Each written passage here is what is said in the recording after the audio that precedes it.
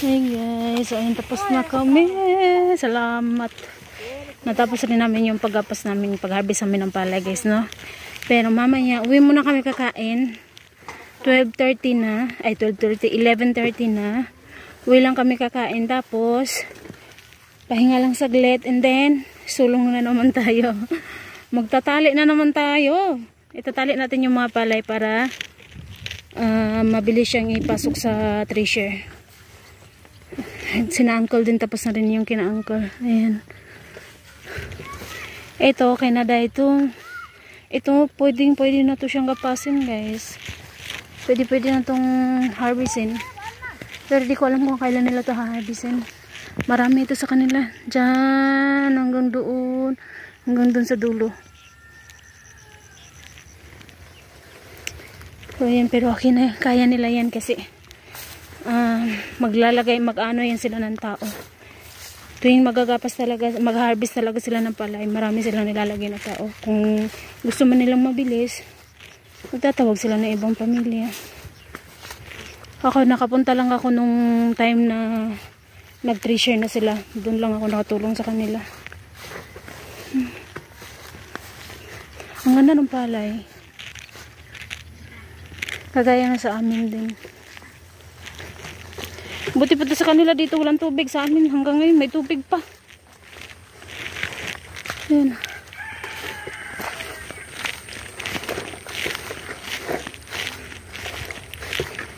So ako, medyo late ako nakarating kasi syempre naantay ko muna si Ari na papasok sa school. Pagkatapos pumunta na rin ako dito. Yan, nagluto ng kanin yung binan ko ng babae kanina umaga. Tapos ako, nagluto ako ng mustard oil, mustard sack, mustard na gulay.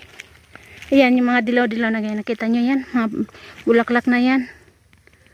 Parang ang ganda-ganda, no? Tapos nagluto rin ako ng kaunting dal. Gagawin na lang ako ng chutney mamaya. So guys, ayan, sulong na naman tayo sa palayan. Mag-aalauna na. Ano pa ngayon?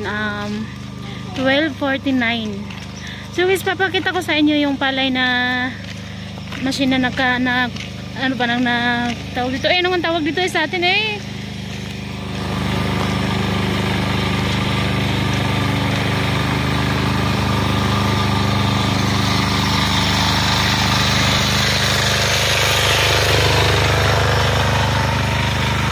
Ayan yung nakaano dito ng palay guys.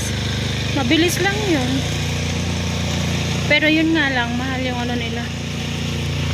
Mahal yung bayad. Depende din kasi yun sa kung ilang minuto yung inabot ng ng palay eh.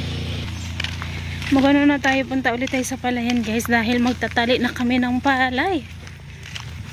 Itatali pagkatapos bubuhatin.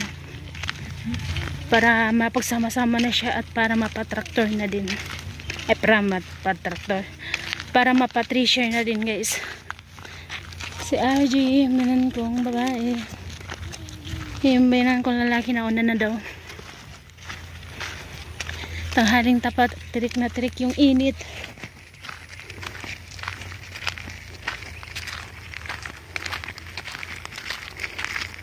Masaya ako guys, no, kasi kahit kaming tatlo lang, natapos naming harvesting ng palay.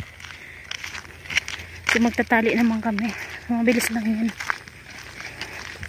Siguro, hindi naman sa inyo sa na mabilis guys, no? Siguro mga 2 araw. 2 araw or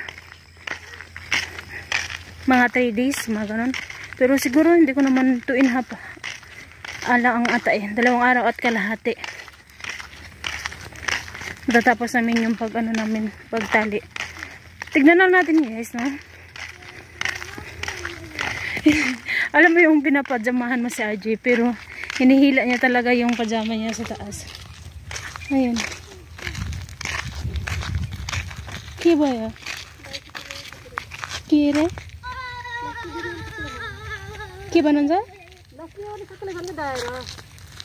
Sakiyacha? Asli होइन, अस्ति मात्रै सकिगयो त।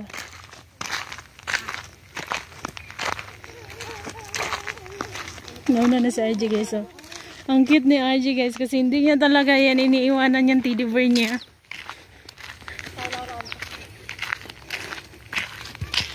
Hindi yung si RJ guys. Dahil ayaw makinig. Sabi na hindi siya pwedeng magbuhat. Ayaw makinig. Hinihingal ako guys. Malah hagi talay. Okay. May libog na yun? May libog na yun. Libog na yun namin. Oh, what is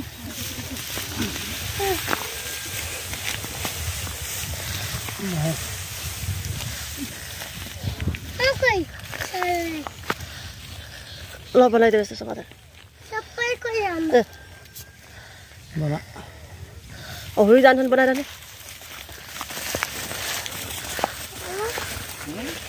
Dua pilih ayo tawang pasal. Oh, sana laki. Laki? Sana laki. Waktu buka di chukila. Sana.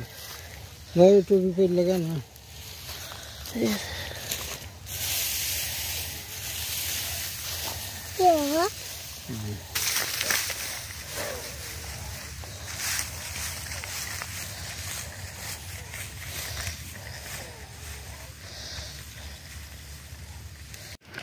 Tingnan niya sa RJ guys. Tumakbo talaga siya para habulin si auntie.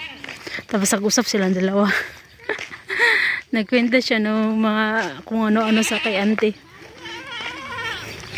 Si RJ at si Aaron, same sila guys. Palakwento. Kung si Ayman naman kasi iba siya, seryoso siya babaga. Lalo na pagdating sa assignment niya. Pagdating sa trabaho, seryoso yan siya. Si RJ naman at si Aaron, naglaro at palakwento, tabian, bayag.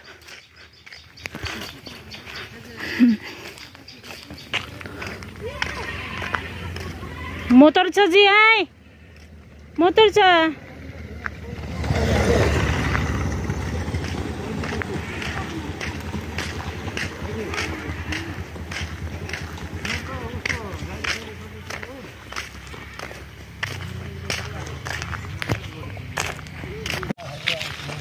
So yun guys, uwi na kami. Nagdala ako na ito, mga gamit namin. Mas hindi sura.